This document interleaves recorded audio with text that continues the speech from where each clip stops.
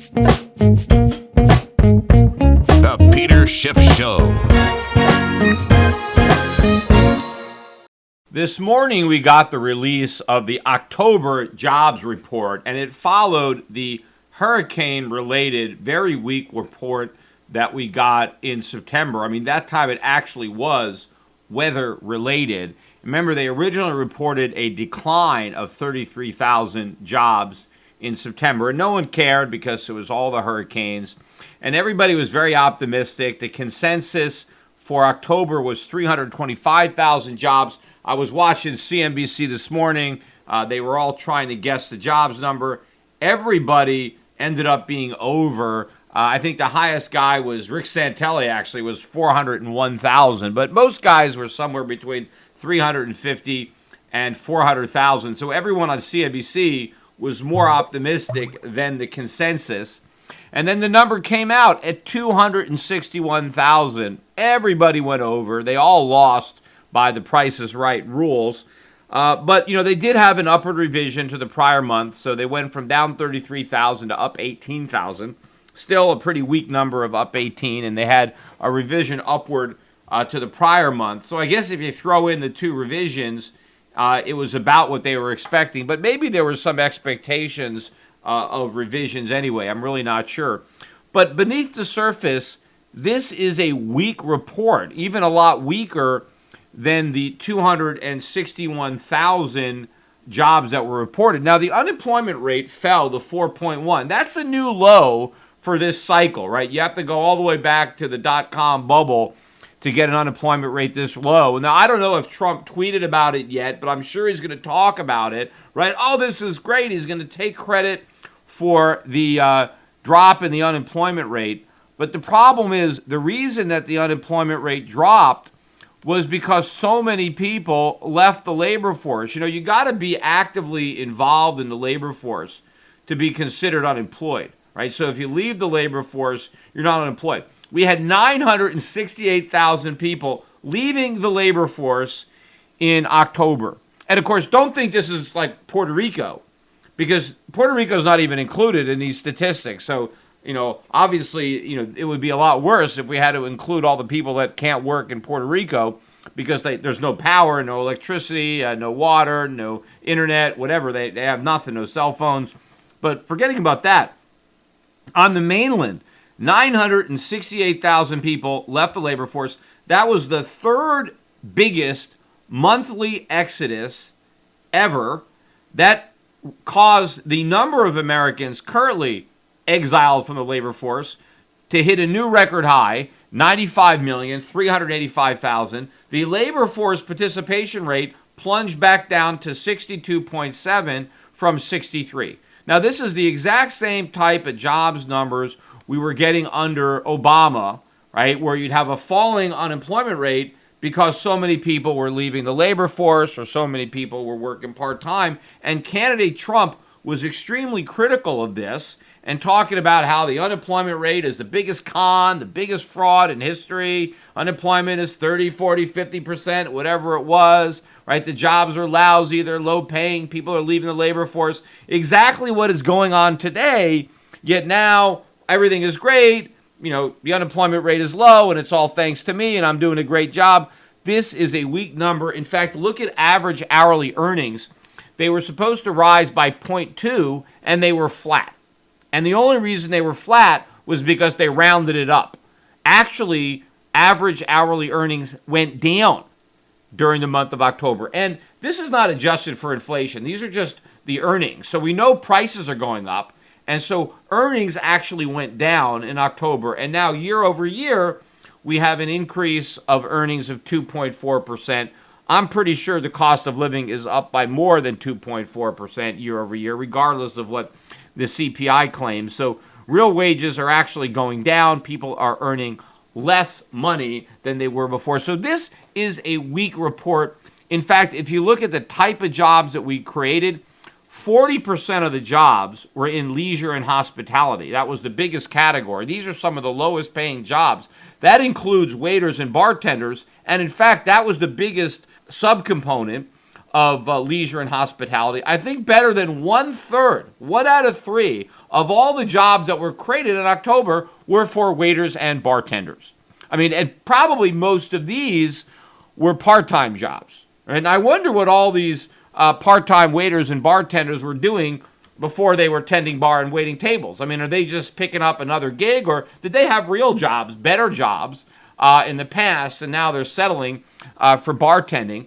But, this is the quality of these jobs. This is a lousy report. In fact, if Donald Trump had not won the election, I'm convinced that we would already be in a statistical recession. I think the only thing that saved the economy from recession was the optimism surrounding Trump winning. Because all of a sudden, people have a reason to be hopeful. People have a reason to be optimistic. If Hillary would have won, there would have been no optimism. It would have been a continuation of Obama, and nobody would have been expecting things to get better. The stock market wouldn't have rallied, right? It probably would have sold off, right? Everybody was saying if Trump wins, the stock market is going to get killed. Trump won, the stock market rallied, right? Well, everybody said if Clinton wins, that's great for the stock market. It probably would have been a disaster. Had Clinton won, the stock market probably would have tanked, right? The dollar would have gone straight down. It wouldn't have had that head fake rally.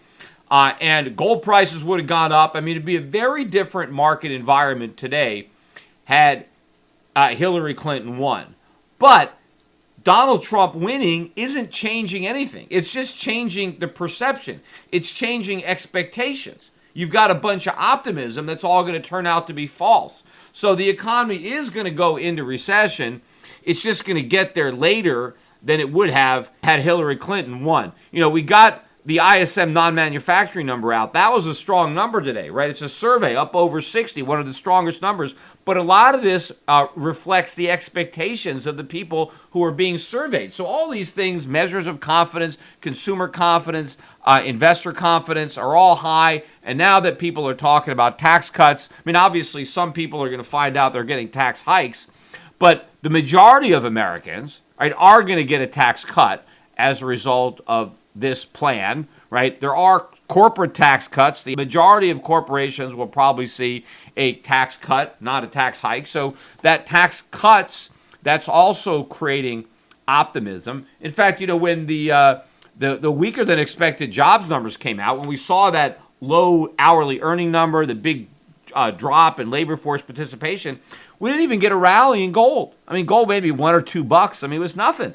And the dollar went down slightly. But then when we got that ISM number, I mean, gold tanked. I mean, gold had a $10 sell-off. I mean, it recovered later in the day. But the big news as far as the markets were concerned was not the weaker than expected jobs numbers, but was the stronger than expected ISM. So everybody is trying to look at the good news, or what they perceive to be good news, and they're looking to bid up the dollar, and they're looking to sell gold. But I think they're missing the underlying picture that the structure of the economy is weak. You take out all of the optimism based on the belief that things are going to change, they're not going to change. Look, I went over yesterday. We've got a Fed chairman who's going to be just like Janet Yellen, same old, no different.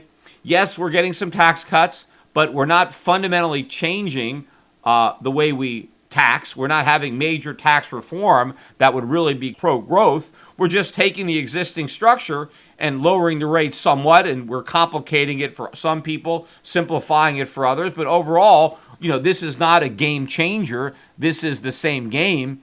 Meanwhile, the deficits are going to be bigger as a result of the tax cuts, but they were going to be bigger anyway, because the deficits are already starting to go up. They're going to get bigger and bigger, and the government is going to be increasing spending. That's a given, especially if the economy goes back into recession. And so we're going to get there, right? When all this false optimism fades, right? When people are confronted with the reality that things did not magically get better because Donald Trump has promised to make things better.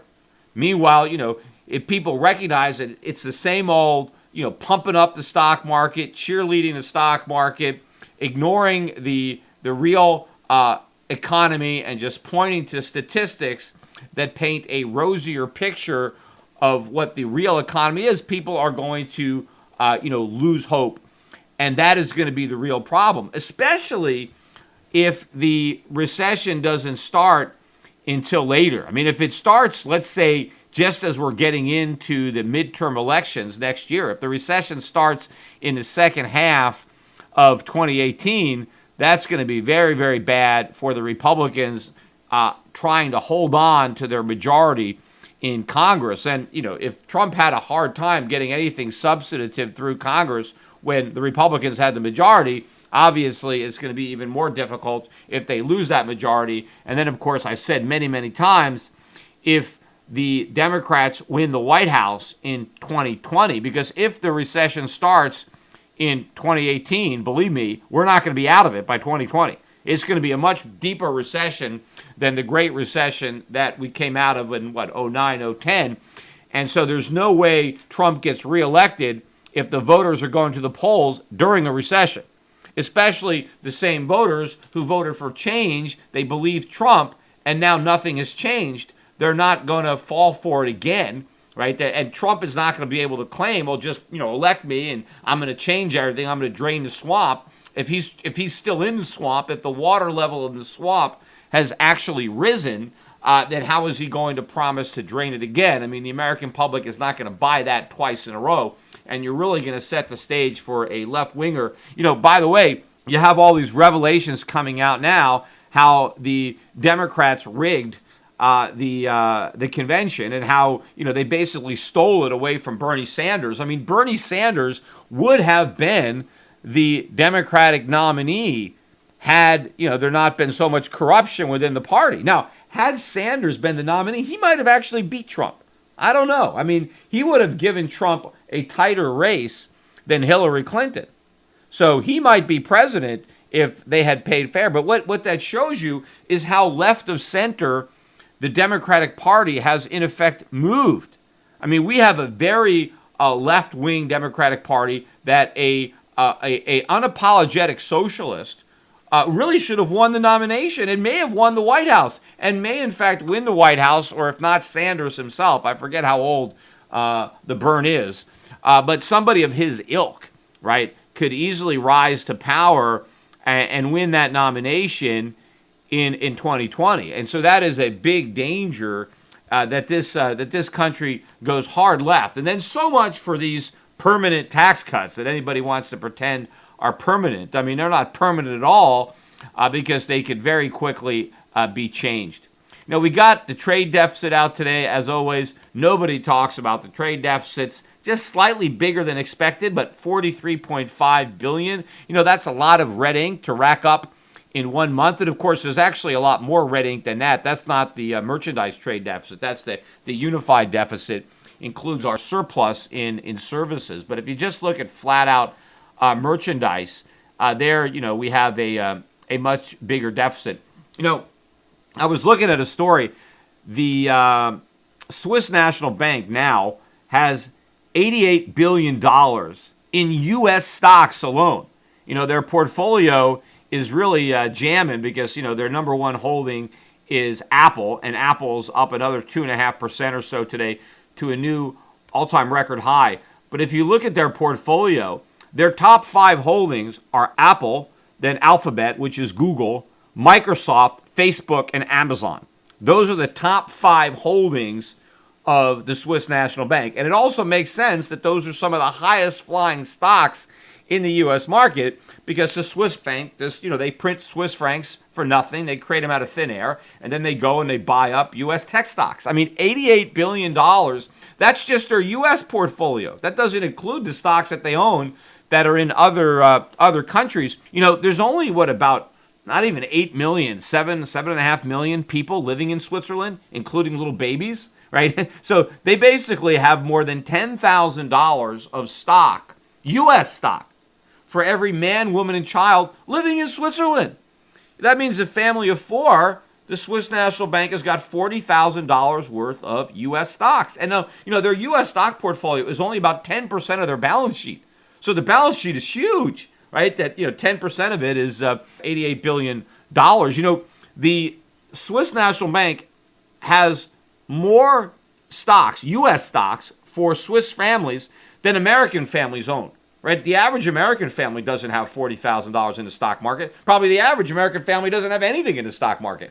But if you took the average family who does have a stock portfolio, I bet the average American household that has any money in the stock market at all has less than $40,000. Yet here, every Swiss citizen through the Swiss National Bank has more than 40,000. Every Swiss household, every family of four, has more than 40,000 just in U.S. stocks. I mean, they don't even live in America. They're in Switzerland, and they own more U.S. stocks than Americans do. Now, I can imagine the size of the average Swiss portfolio on their own, because Swiss citizens are pretty rich, so I'm sure the average Swiss family has a bigger stock portfolio on his own than the average American family. And on top of that, the Swiss government has this huge portfolio. I mean, what does the U.S. government have for Americans? A pile of debt. The U.S. government is $20 trillion in debt, or we're getting closer to $21 trillion. I think I haven't looked at that national debt clock recently, but I know it's moving up pretty quickly. And that's just the tip of the iceberg. So that doesn't even count the unfunded liabilities. So the Swiss are sitting on a pile of assets, right? The Swiss government has bought up all these stocks on behalf of their Swiss citizens. What has the U.S. government got for Americans? A bunch of IOUs. I mean, yeah, our Federal Reserve has a big balance sheet, but it's all IOUs from the U.S. government. I mean, the Federal Reserve doesn't own any stocks. All they own is treasuries and mortgage-backed securities. And what good are they? So at least the Swiss, bought real companies, even if they overpaid. At least they bought something real. But imagine what's going to happen when these stocks go down, especially when these stocks go down and the Swiss franc goes up, because the Swiss are keeping score in francs, right? Their cost basis is in Swiss francs. So the worst thing for the Swiss National Bank is the U.S. stock market goes down and the Swiss franc goes up. And of course, that is eventually what is going to happen. And so the losses that the Swiss are ultimately going to take on this enormous portfolio in terms of the franc are going to be huge. Remember, it was a couple of years ago that there was a referendum in Switzerland, and the Swiss wanted to force the Swiss National Bank to buy gold. Maybe it was 20% of their portfolio they were supposed to put in gold. And the Swiss, the bankers really resisted it, and there was a big PR campaign to defeat that. And so they didn't do it. So what did they do instead? Instead of buying gold, they bought a bunch of overpriced U.S. stocks. I mean, they would be much better off had they bought gold, even though on paper they're better off now because their portfolio has gone up. Good luck getting out of it. I mean, do you think there's any way that the Swiss can unload these stocks? I mean, they should try at least. They should try to take some profits and buy some gold. I mean, now, before everybody else is trying to get out and they're trying to, rush for the exit with the rest of the crowd. But it's amazing that they bought all these U.S. stocks, and they bought a lot of European stocks, and of course they bought mostly European bonds, right? They're loaded up with euro-denominated bonds, not Swiss-denominated bonds, euro-denominated bonds. But, imagine if they had just put a fraction of that into the gold market. I mean, what kind of impact might that have had? Given how much money they put into the stock market, the gold market is probably a lot smaller than the U.S. stock market in total market cap. And, if they tried to put that money into gold, that might have made a considerable difference in the price of gold. So who knows how they might be doing? I mean, if the Swiss were buying that gold, the price of gold would be a lot higher. And so they would have a decent profit, right, on the gold, because their very buying would have caused the price to go up. But I think that had other investors seen the Swiss as such big buyers of gold, I mean, they would have bought too, right? So it's no accident that what the Swiss are buying is what's going up. Right? They're buying all these stocks. They should be buying gold. That's what other people should be buying. That's what the smart money is doing, right? The dumb money is following the central banks, right, into these stocks. Now, in the short run, yeah, you can get out in time if you might make some money, but this is a gigantic bubble. And the fact that these central banks are in there, and the Swiss central bank is not the only central bank that's doing this. They just probably got the biggest balance sheet in town. And the reason they did this is because they didn't want the Swiss franc to go up.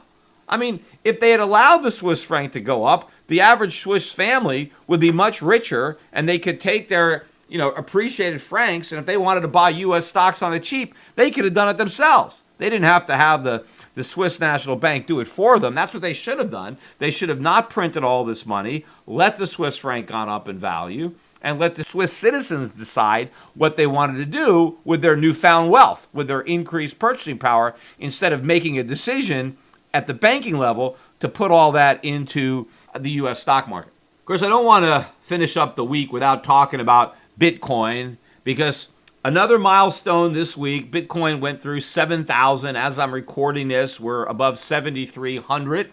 I guess the next real milestone is going to be 10,000 because 8,000, 9,000. I mean, once you hit 7,000, no one's really going to make that big a deal about 8 or 9,000. But 10,000, 5 digits, right? That's probably going to be a big deal. I'm sure there's going to be a lot of fanfare, a lot of I told you so's. Peter Schiff, yeah, when are you going to get on board? Bitcoin is 10,000. I was listening or reading, I think, an interview about Bitcoin, and one of the big investors, was actually conceding a point that I've made that Bitcoin is really not ideal for using it as a medium of exchange. That it's cumbersome, that it's expensive, that it's slow, and that there maybe will be other cryptocurrencies that will be more effective, that will better function as a medium of exchange, right, than Bitcoin, right? That'll be better currencies. That Bitcoin will be more like gold, like digital gold. Like rather than being a currency,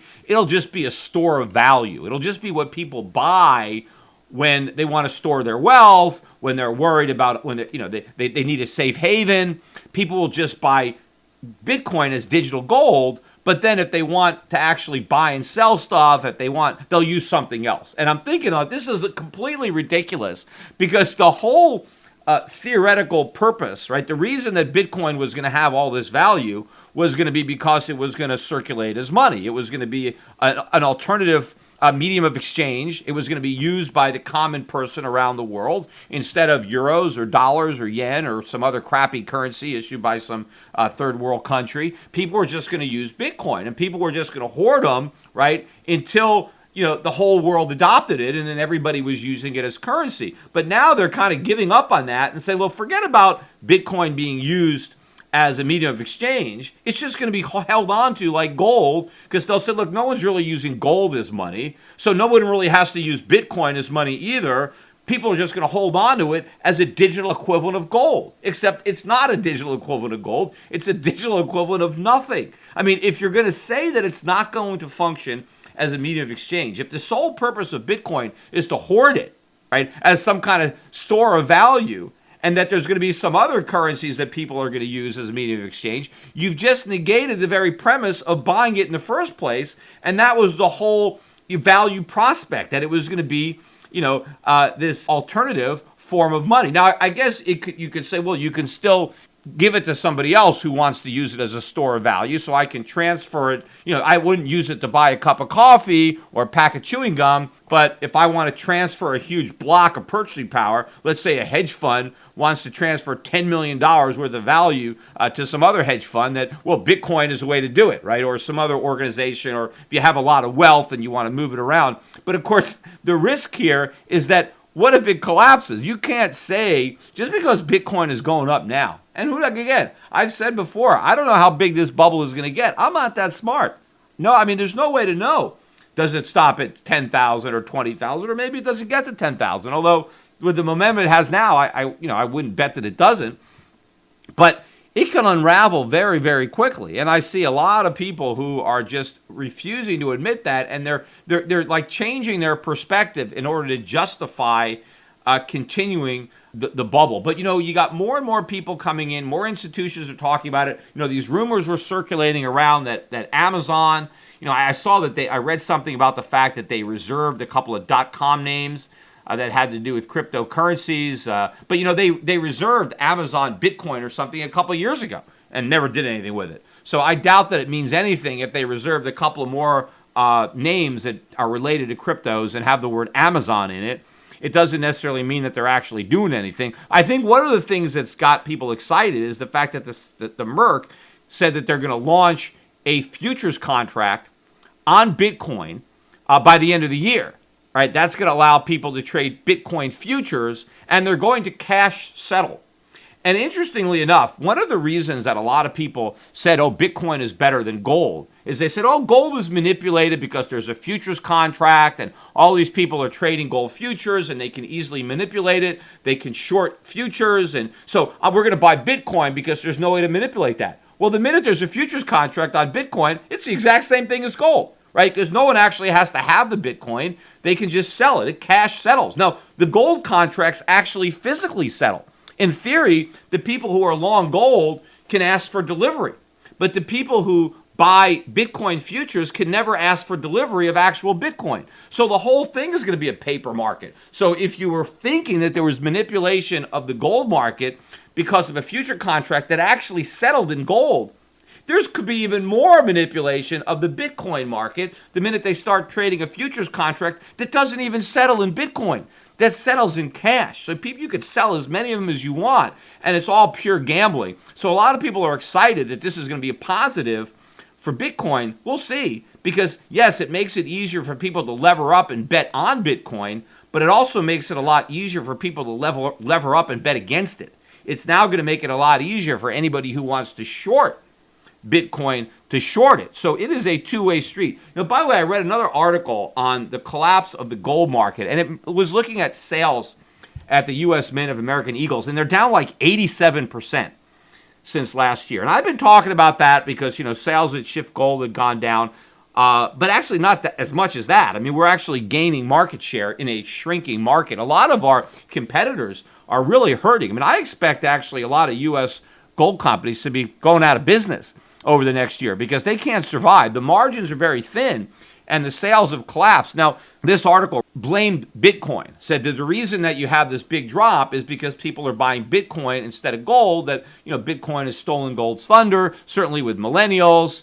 But millennials weren't big gold buyers to begin with. I mean, I know that. I mean, most millennials weren't buying gold. They were just spending their money. But I think that there are a lot of millennials who are in Bitcoin. I think a lot of the gold customers actually, they stayed away from Bitcoin probably because they were older guys, not as internet tech savvy. The typical customer of Schiff Gold was probably 50, 60-year-old people, right? So they weren't the first guys to jump on the crypto bandwagon. I doubt most of them have even bought. I mean, believe it or not, I actually talked to a lot of my clients, and I try to get them to send me something on their cell phone. They don't know how to do it. They don't. A lot of these guys don't even have cameras. Like, they've never taken a picture. I want them to scan something, and they can't do it. I said, well, just take a photograph of it and email it to me, and they don't know how to do that. I mean, it's amazing. I mean, that people don't know how to use cell phones, scanners, or it's so the level of technology. I guess I'm still young enough. I'm 54, that I'm there. But people that are 74, 80, a lot of these guys know nothing. I mean, maybe their grandkids know something. So what's really driving the collapse in gold is not the Bitcoin. I mean, I think on the margin, sure, worldwide, I think that some sales of gold are being siphoned off. But I think a lot of the people speculating on Bitcoin were never going to buy gold anyway, but they're buying Bitcoin. But to some extent, yeah, I do believe that some of the market share has been routed. But if you look worldwide, you don't have sales of gold coins collapsing 87% in Europe or in Asia, right? I mean, sales overseas are still, I think, picking up. The real reason is Trump. I mean, I've said that. It's the optimism. The typical gold buyer is a Republican who voted for Trump, and even if he didn't, right, he believes all the mania. It's they're buying. I mentioned I've got clients of mine who are buying U.S. stocks for the first time in a decade. I mean, they finally, since they haven't bought a U.S. stock since the 2008 crash, and now they're excited enough, even though we have record high valuations and we have record high complacency where nobody is worried. We have the highest valuations and the lowest amount of concern. Complete complacency. Nobody is worried despite record high prices, and people are ignoring the fundamental problems in the economy that are much greater now than they were in 2001 and 2008 before the last 50% drops in the stock market. So the people who are throwing caution to the wind and who are wildly optimistic and who are buying U.S. stocks, they are not buying gold. That is the real reason that coin sales in America are down 87%, because people are so optimistic. They're making a big bet on the U.S. economy. They're making a big bet on Trump, and they're loading up on U.S. stocks, and they're betting wrong. I mean, this is the exact wrong thing that they should be doing. They should be selling U.S. stocks if they had them, but of course, a lot of people just bought them. But what they should be buying is gold. They should be buying foreign stocks. They should be buying commodities. No one's talking really about what's going on in the oil market. Oil prices closed above $55 a barrel today. This is better than a 2-year high in the price of crude oil. And if you look at a chart, I mean, we're going to get a big move. I mean, I think that we could see next year, we could see oil prices back up to $80. And people think, well, it's not going to happen. No one's really talking about it. It's going to happen. And if oil prices are this strong when the dollar is rising, imagine how much stronger they're going to be when the dollar resumes its decline, right? And then that's really going to put the screws, like all these people who are working part-time as waiters, right? Their cost of living is really going to go up when the cost of gas goes up, and the cost of food is going to go up, the cost of insurance is going to go up. I mean, all sorts of prices are going to be going up. I mean, people think they're going to be getting more purchasing power because they're getting a tax cut. They're going to lose that tax cut. Higher insurance, higher food, higher energy. All sorts of prices are going to be going up. Interest rates on their debt. A lot of things are going up. And yeah, maybe they'll get a little bit more money in their pocket. That's assuming they still have their job. You know, a tax cut doesn't do you any good if you've lost your job. So there are a lot of people who may be looking forward to tax cuts. What they're actually going to have is a pay cut, right? They're going to lose their paycheck, and then it doesn't matter. And a lot of corporations in America, right? Oh, we're going to have corporate tax cuts. What if they have no income, right? What if interest rates go up? If their costs of goods sold go up to the point where they've lost their profits, right? They blew all their money on share buybacks. They didn't make the type of investments in capital equipment that they should have had. What if over the next few years we have massive losses? The tax cuts don't do any good if you don't have any income to tax, if you have losses. So there's a lot of problems. Everybody is overlooking it, from the average American Republican Trump voter who used to buy gold and is now buying stocks, to the big shots at the Swiss National Bank who are all in on Apple and Facebook and Google and Amazon. Everybody, all the big money is completely positioned wrong, and the smart money is quietly accumulating what nobody else is buying, and we are preparing for a huge payday for being right, being early, and being patient.